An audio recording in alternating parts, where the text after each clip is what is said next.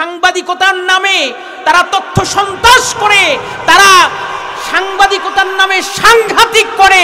এরকম সাংঘাতিক আছে না নাই? আমাদের দেশে কিছু দার্শনিকের নামে ধর্ষণিক আছে না নাই? আমাদের দেশে কিছু বুদ্ধিজীবীর নামে বুদ্ধি প্রতিবন্ধী আছে না নাই? তিন বন্ধু একটি গাছের নিচে বসলো। ক্লান্ত দিনের অলস ক্ষণে অতীত যখন পড়বে মনে, তখন যদি আমার কথা নাহি বা মনে রয়, স্মৃতিটুকু দিবে তখন ঝাপসা পরিচয়। তিন বন্ধু গল্পের এক পর্যায়ে এক বন্ধু মনের দুঃখে কাঁদতেছিল, আরেক বন্ধু মনের আনন্দে হাসতেছিল, আরেক বন্ধু হাসেও না কাঁদেও না, চুপচাপ বসেছিল। কয়জন? সবাই বলেন, তিনজন। ওই রাস্তা দিয়ে হেঁটে যাচ্ছিল গোয়েন্দা বিভাগের লোক, পুলিশ প্রশাসনের লোক। তিনজনের তিন চিত্র দেখে তিনজনকে গ্রেফতার করলো, উত্তম মাধ্যম কিছু হাদিয়া প্রদান করলো। বুঝেছেন? উত্তম মাধ্যম বোঝেন? উত্তম মাধ্যম হাদিয়া প্রদান করলো। তিনজনেই কান্না শুরু করে দিল। এখন কান্না শুনে, তিনজনের কান্না দেখে চতুর্দিক দিয়ে মানুষগুলো একত্রিত হয়ে গেল, জমায়েত হয়ে গেল। তখন পাশেই ছিল একজন সাংবাদিক। কি ছিল?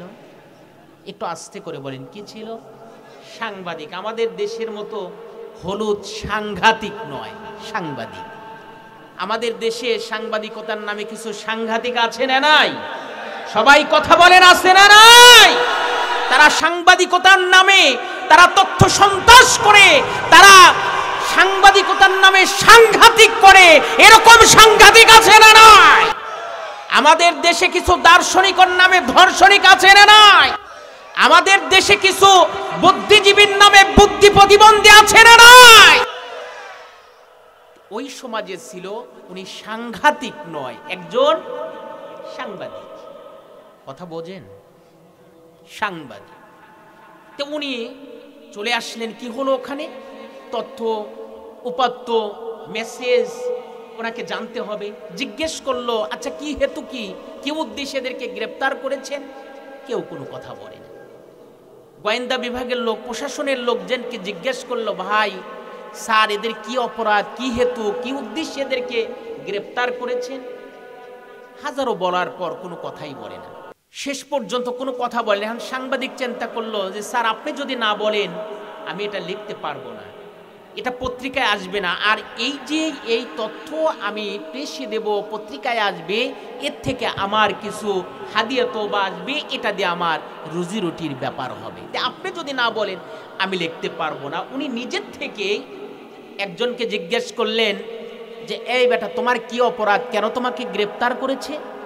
তিনি বললেন, স্যার আমি মনের দুঃখে, আমার অতীত জীবনের কিছু স্মৃতি মনে পড়ে আমি মনের দুঃখে কাঁদতেছিলাম। সাংবাদিক সাহেব বলল, স্যার এ তো কাঁদতেছিল, এর কি অপরাধ? তখন বলে, বেটা তোমার মাথার মধ্যে কিছু নাই, তুমি বোঝো না? ও কেঁদে কেঁদে মানুষের দৃষ্টি আকর্ষণ করতে চায়। দেশের পরিবেশ পরিস্থিতি অবস্থা বেশি ভালো, কথা বলে না, বেশি ভালো না।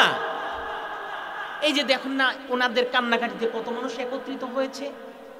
এজন্য না কেঁদে কেঁদে বোঝাতে চায় দেশের অবস্থা পরিবেশ পরিস্থিতি বেশি ভালো। ঠিক আছে, অপরাধ কেঁদেছে, কাঁদবে কেন? দ্বিতীয় জনকে জিজ্ঞেস করলে, বেটা তোমার কি অপরাধ?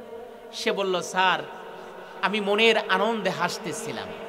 সাংবাদিক সাহেব উল্টা প্রশ্ন করলো, স্যার এর কি অপরাধী? তো হাসতেছিল। সাংবাদিক সাহেবকে তখন বলল, দেখো যেই দেশে নুনের দাম আছে, খুনের দাম নাই, মানুষেরা পথে ঘাটে রাস্তা শহরে নগরে কলেজে বাজারে যাবে, নিশ্চিন্ত মনে বাড়িতে ফিরে আসার নিশ্চয়তা নেই, সেই দেশে বেটা হাসে, এটা তো মানবতা বিরোধী অপরাধ। আরে কথা বলে না, এটা তো মানবতা বিরোধী অপরাধ, হাসবে কেন? ঠিক আছে। তৃতীয় জনকে জিজ্ঞেস করলো, তোমার কি অপরাধ? সে বলল, স্যার আমি হাসিও নাই কাঁদিও নাই, আমি চুপচাপ বসেছিলাম। সাংবাদিক সাহেব জিজ্ঞেস করলো, স্যার ওই নাই হেসেছে, এটা হাসা যাবে না, এখন কি হাসার সময়? মানুষ কেঁদে কুল পাচ্ছে না, ওনাই কেঁদেছে, কেঁদে কেঁদে মানুষের দৃষ্টি আকর্ষণ করেছে, আপনাদের গোপন তথ্য ফাঁস হয়ে যাবে। কিন্তু এই লোকটার অপরাধ কি? তো হাসেও নাই কাঁদেও নাই, চুপচাপ বসেছিল, এর অপরাধ কি? তখন বলল, দেখো এর অপরাধ হলো এ হাসেও নাই কাঁদেও নাই, চুপচাপ বসেছিল, সে মনে মনে সরকার বিরোধী নাশকতার পরিকল্পনায় মেতে উঠেছে। তাহলে বলেন, কোনো দেশের অবস্থা যদি এরকম হয়, হাসা যাবে না, কাঁদা যাবে না, চুপচাপ বসে থাকাও যাবে না, সেই দেশে ইন্না লিল্লাহি ওয়া ইন্না ইলাইহি রাজিউন পড়া ছাড়া কোনো উপায় ছিল না। ঠিক কিনা বলুন?